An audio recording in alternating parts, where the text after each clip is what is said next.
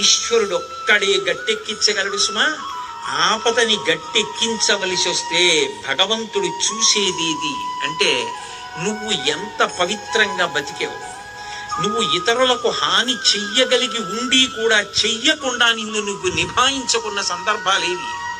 నీ కోపాన్ని నువ్వు ఎలా నిగ్రహించుకున్నావు, ధర్మానికి నువ్వు ఎలా కట్టుబడిపోయావు చూసి పరమేశ్వరుడు కౌగిలించుకుంటాడు. కబీర్ దాస్ గారు ఓ మాట అంటాడు, ధీరే ధీరే రేమనా ధీరే సబకుచి హోయ్ మాలీసించే సౌకర్య ఋతువాయే ఫలహోయ్ అంటాడు.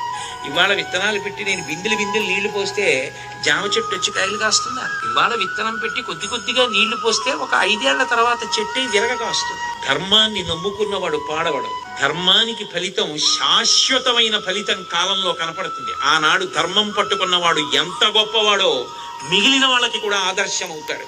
ధర్మం వదిలిన వాడు నశించిపోతాడు. అది నిరూపించాడు భాగవతం ప్రారంభంలోనే. ఆపదని ఈశ్వరుడు ఒక్కడే గట్టెక్కించగలడు.